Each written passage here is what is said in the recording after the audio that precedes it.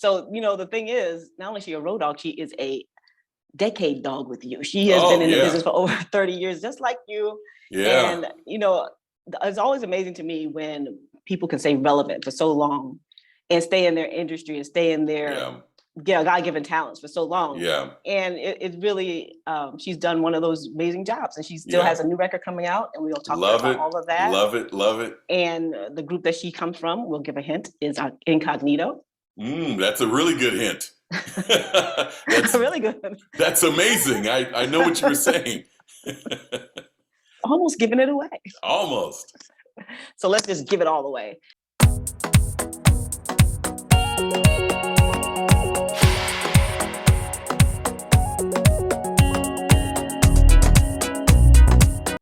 Hey, you guys. Welcome to another episode of Making It. My name is Kenan Cooley, and I'm with the illustrious Alvin Chia. I like that, illustrious. I like giving you adjectives. That makes you feel like Yes. Make you feel all the special effervescent Kenan. How about that? Ooh, I like that. Nice. I like that one. Well, Alvin, today we have something very special to talk about, a very special woman. Very, very special guest. She is one of my favorites and from one of my favorite groups. And I just can't wait to talk to her. She's a fellow road dog. She does a lot of her road work, and we passed each other in the night and that kind of thing. And she's got that voice. She's got that thing. Just amazing. So excited to talk to her today. Right. So, the thing is, not only is she a road dog, she is a decade dog with you. She has been in the business for over 30 years, just like you. Yeah. And, it's always amazing to me when people can stay relevant for so long and stay in their industry and stay in their God-given talents for so long. Yeah. And it's really, she's done one of those amazing jobs, and she still has a new record coming out, and we'll talk about all of that. Love it. And the group that she comes from, we'll give a hint, is Incognito. That's a really good hint. That's really good. That's amazing. I know what you were saying. Almost giving it away. Almost. So let's just give it all away. And welcome Maysa Leek. Maysa Leek, ladies and gentlemen, welcome to Making It. Thank you so much for making your time. No, thank you for inviting me. I appreciate it. Absolutely.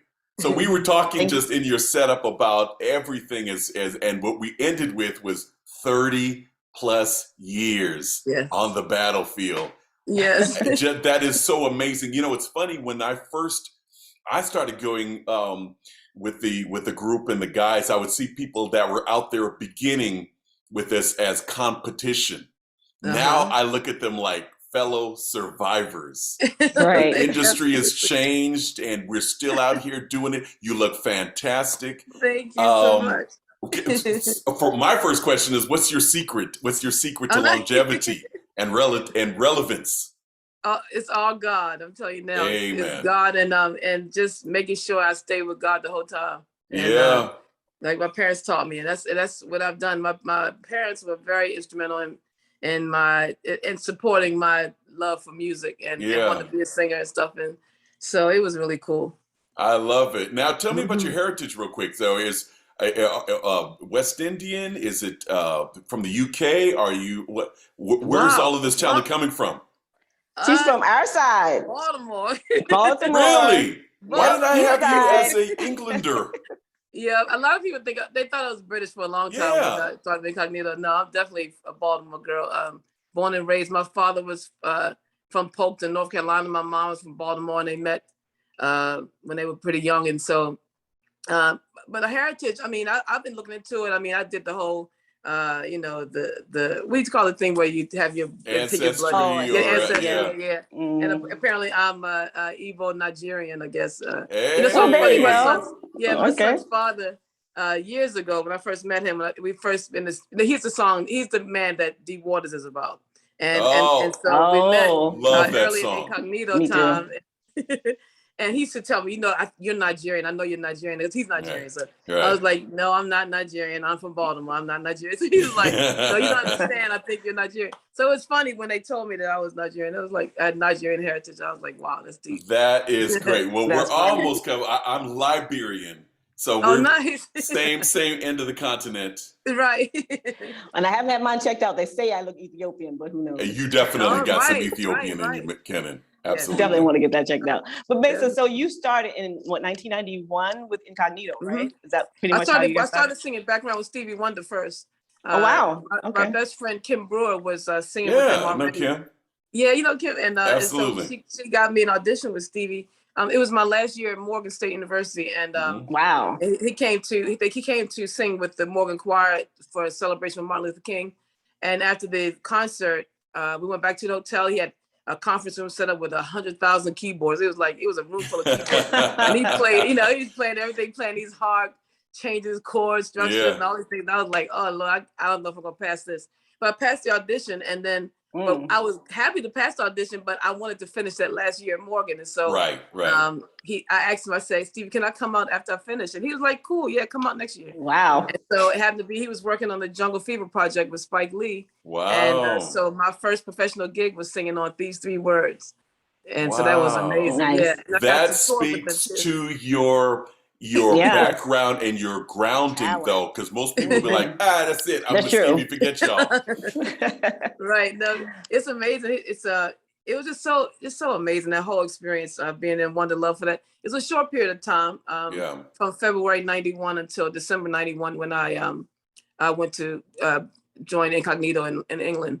So it was just a magical time in my life, from the audition with Stevie, going out to California, Stevie, and then went on a big tour. I was a newbie, so I couldn't go on that tour. So I had to find work. I was like, I taught voice. I managed a girl group. I worked at the warehouse music store. I worked at the May Company. I mean, I did all these things to survive in LA. Art of the hustle.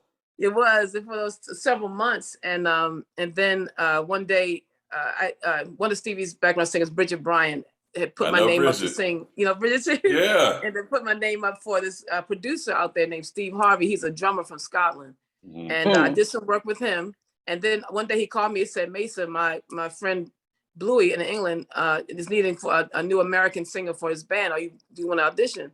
And I was like, absolutely. I just didn't want to go back home. I was like, I gotta do something. I want to keep going.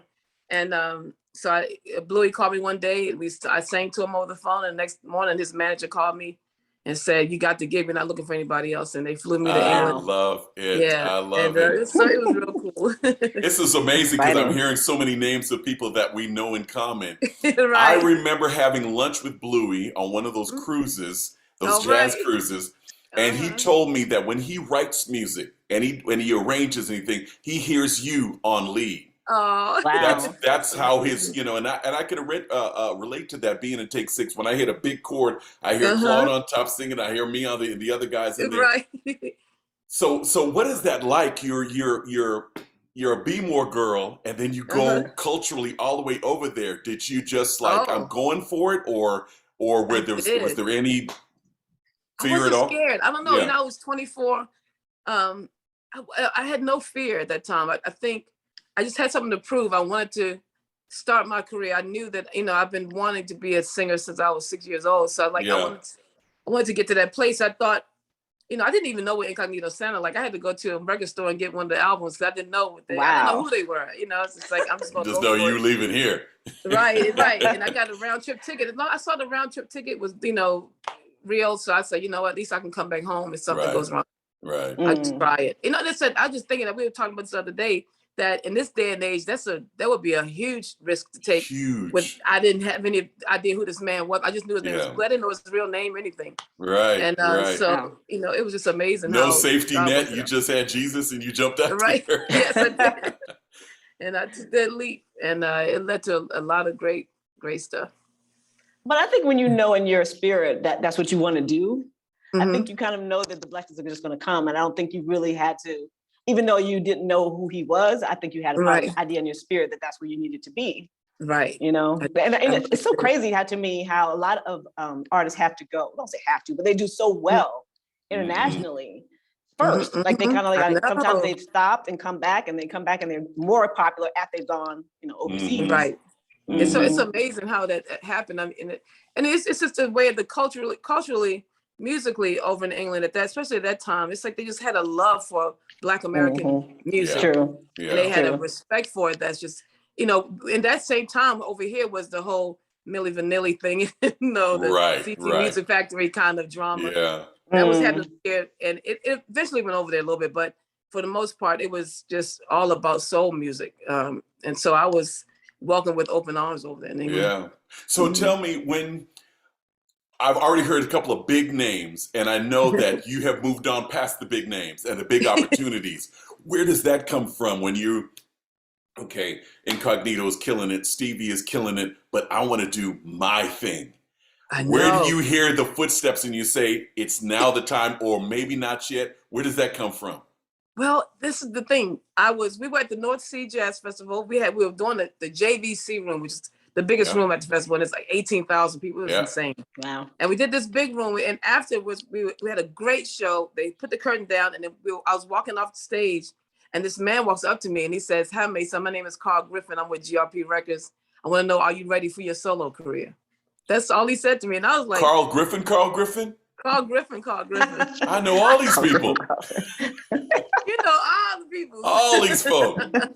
Wow. But yeah, so he walked in, and I thought he was like, I was like, who is this? Like, I didn't know. I was like, I don't know if this man's real or not. But he gave me his card, and he asked for a number for me, and I told him, I gave him the number, and they said, please call me. I'm gonna bring you to New York and talk to you about this deal. And I did. I had some time off incognito, and I flew back home and to see everybody, and I went to New York for the meeting and got signed that day. It's just, and it's so, wow. That was my, I know it's just. You don't waste any time, like do you? Yeah. Wow. Yeah, so how was it leaving Incognito and being, on your solo career? Did you find that you had a different way of approaching things? It was a little bit difficult. I was already having issues with Bluey's management. So I think they thought that because I was a young girl, they thought I was a little green, I think. And I was really not green at all. I mean, I think I learned from reading other people's experiences in the music industry. And so I didn't want to go through the same thing. So I kind of just did a lot of reading, and I just hired an attorney to help me. And then I think they got upset that I hired an attorney and all that kind of stuff. So we kind of broke free for that little short period of time, only one album. And then I've been with them ever since. So wow. So do you have like a godfather in the business that you can kind of pull their coat or their dress, or and say, well, hey. I have several mentors, but one of my best friends, that I would say, Walter Beasley, saxophonist Walter Beasley. He's a huge mentor to me. He encouraged me to do my first live album, to do my fragrance line that I wanted, to even go out and do my own record label. He's really encouraging for me to do these things, to take these leaps, to diversify, and not just hope everything, make my merchandise thing a little bigger than just T-shirts and CDs. Yeah. And so he did that, and he's been very, very good at keeping me abreast, because he's the reason why I do Kitchen Karaoke Sundays on Facebook. Yeah, he told me one day, he said, Maysa, they got this new thing called Facebook Live. You got to get on there and reach your people. And I was like, well, I don't want to do that. That's like, that's too much. Like, I got to put makeup on and stuff. I don't feel like doing it. He's like, no, I'm telling you, you got to do it. So I had a new website. I said, I'm going to introduce my website. I said, I'm going to try it. I'm going to introduce my new website, and maybe I'll sing a couple songs via my computer just to track and just, whatever. And just, I thought that was going to be it. And then after I finished that night, people said, are you coming back next Sunday? And I was like, okay, I'll come back next Sunday. And then so for 6 years now, almost 7 years. It's been 6? Oh my God. 6 years. I've seen it, but I know it was that long. Wow, I started way before the pandemic. 4 years before the pandemic hit, I started. So it's amazing how it grew so big. The only problem I have is Facebook is giving me a hard time with the rights. They don't understand. They send me an email, oh, we cut you off, or we muted you because you're singing music by Maysa. And I'm like, hello? I am Maysa. Like, could you please stop? That is crazy. Emails. I know. So I'm trying to get an attorney. That was a point where a friend of mine had an attorney friend that worked at Facebook, and they put these protections around my account so that it wouldn't happen. I used to get 80 to 100,000 people watching every week. Whoa. And now they have, because they've shadow banned me, and they put and they keep muting me, and they keep doing different things. So now they stop people from seeing my the notification when it comes on. So now I get maybe 200 people that are let's just say are into it at the time, or like participating in it. Are you serious? That it cut it down that bad? They cut it down a lot. But actually the replay now, the replay grows like by leaps and bounds. Every time I finish, by the middle of the week, they've grown to about 10,000 views or something like that. Mm-hmm. So it's still not what it used to be. But but I'm still gonna work on it. I'm still gonna do it. And then I'm gonna also try to develop an app where people just come straight to my app. I'm gonna have it Good. So was that the shift? You mentioned the COVID shutdown that we all live singers had to deal with it. Was that what you did during that period? Is that you I just kept going. I didn't I think the only thing that changed in the for me with the kitchen karaoke was that with the financial part of it, people were sending cash apps and stuff. I never asked for anything before that. I never wanted to ask for anything, but people insisted I put my cash app up. Good. So I did, and that really helped me survive that. Well, just because you don't know this, when you are on the cruise or just when you are on a festival or anything, I always hear the buzz. Oh yeah, Maysa's gonna be. Oh yeah, but Maysa gotta go to their. Oh, I'm coming, honey. And people make sure they get their seat and they make sure that they're there. It is so great to see the hype that surrounds you and follows you, despite whoever you've been connected to. But when they hear your name, people make sure that they got their seat for that. So that's just awesome. So proud of you. Thank you so much. And I'm also proud of you for starting your own label, because I think that's key and paramount to really accelerating your success. So Walter's very right to do more than just sing, because at the end of the day, the more you own, the more money you make. Absolutely. Really. No, that's it. That's the whole Absolutely. thing. I got to the point where I'm old enough now. I want to leave something for my son and my future grandchildren. That, they'll get mailbox money from grandma. That kind of thing. I think that's going to that's the goal. And I just couldn't bear it. Like, I listened to Prince all these years and all these other artists saying you got to own yourself and that. Right. And I didn't understand it, and I took that leap, and it's a learning curve that's amazing. I'm still learning a lot, but I had how long have you been? Have you had it? Will help me. I was saying, how long have you had the label? Since 2018. Oh, okay. And I've released how many singles so far? 7 singles so far. Fantastic. Nice. Yeah. And I did a printing. My first ever printing was called the Fab First 4. It was the first singles I put out. I put them on a CD. And I sold them inside of a blue velvet box, because the Blue Velvet sold records. And so I was worried. I made it, it was $100 for the box, and you get a phone call, you get, candy, you get all these different gifts, pens, marketing. And I did all that for branding and marketing. And so I did that, and I sold like 175 of them. So it was real cool. Good. So it helped me through the pandemic too. That's all pandemic. Absolutely. Absolutely. So if someone pulled a 13-year-old Maysa Leak to the side and say, I want to give you this advice, or you pulled a 13-year-old Maysa to the side, what would you tell yourself at that age? Wow. I would tell myself to stay calm. I love it. And to stay with God the whole time. Yeah. And that's what I've done. Absolutely. That is awesome. That's exactly what you did, isn't it? Easily. Yeah. You can tell she's been around the queen with that stay calm, be calm, carry forth. Yeah, okay, yeah. So what do you see doing next? Yeah. Okay, exactly. Next question. Well, I'm putting out my 14th solo album. I just sent it to mastering yesterday, which I'm so excited. I finally got it back. And it's a mega album, I call it, because a lot of my colleagues and friends are doing these EPs a little bit here and there, because they're saying that people's attention spans are not the way they used to be. But in my heart, I love the way we used to do it. We put old school long playing records out for vinyl and for everything. So I made it's a 19-song album. Awesome. Pretty big. That's a double album. It's a double album. Yeah, 19-song double album, and it's 3 years. I worked really hard. Every show I did a song, or I paid some radio or something. I've done it all that way.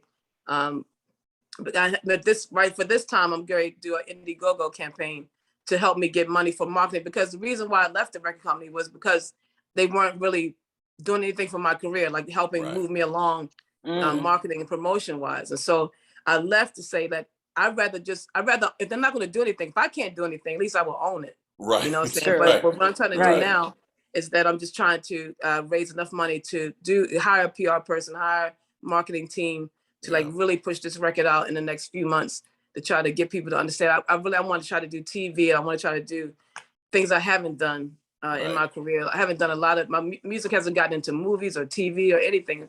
And I really want to push for that this time. And so that's where I am with that. And that's your mailbox money. That's your mailbox money. Yeah, that's the mailbox money. Absolutely.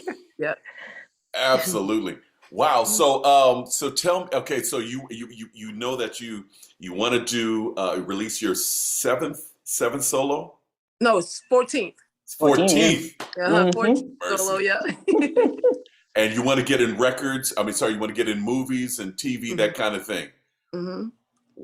Paint the perfect picture. Tell me, where would you be in 5 years? What do you want? What does Maysa Leak's career look like? Wow. It looks like those things I just said. My music's in television and in movies. And I am doing theater. I want to go back to theater. I want to play Sarah Vaughan. Wow. Yeah, she's my ultimate hero, and I would love to play her.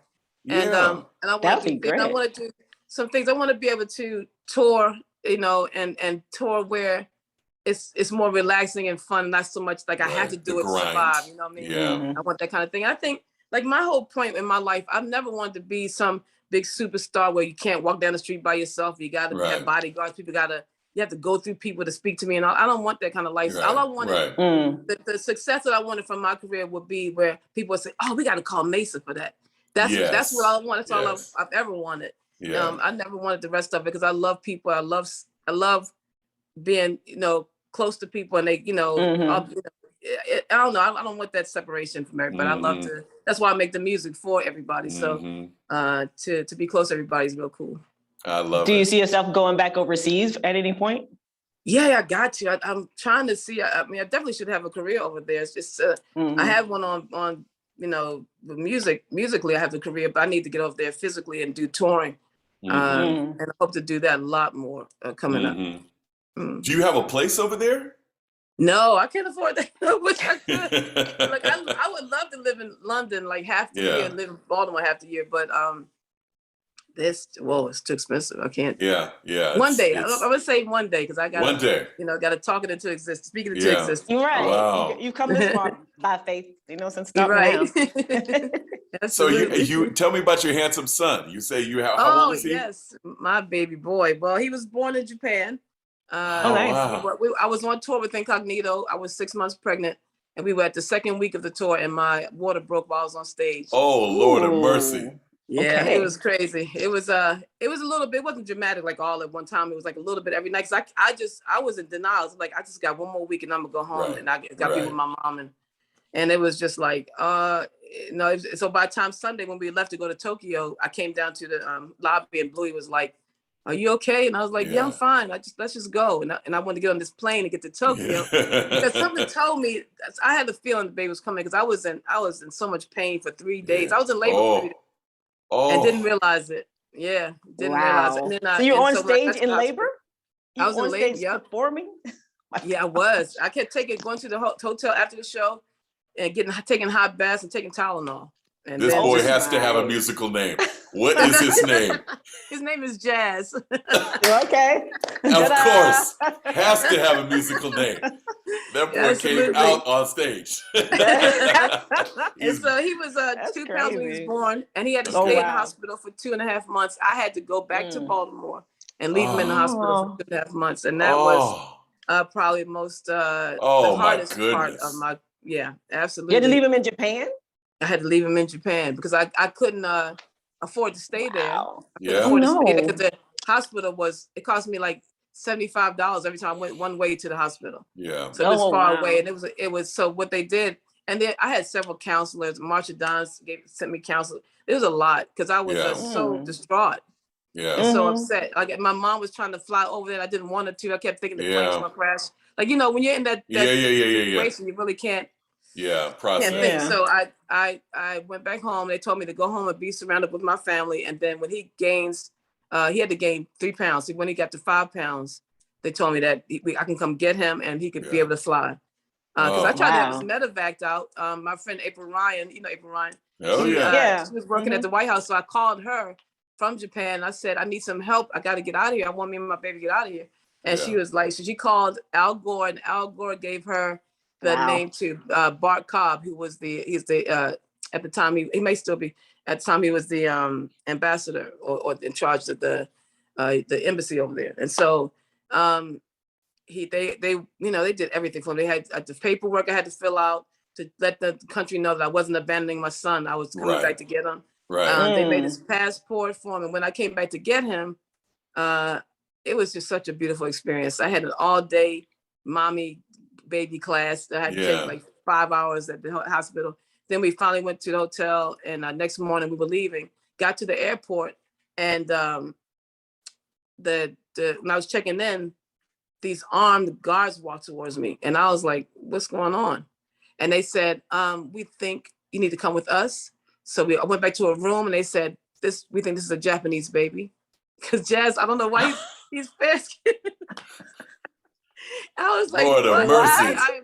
I embarrassed both of y'all. I embarrassed. His middle name's got to be Drama. Jazz, Drama. I know. I was like, what are you talking about? This is my son. Because his passport was just newly inked. They had just stamped it, and they were suspicious of it. They thought I was stealing the baby. And I was like, no, he's my son. And I had all the paperwork, and we held at the plane for about 45 minutes, almost an hour. Wow. And when I got to the plane, the flight attendants were pissed off at me normally. But then they saw him in the little Moses basket, and he was so teeny. Yeah. You know, they were like, oh man. So they took him. I really didn't see my baby the whole flight home.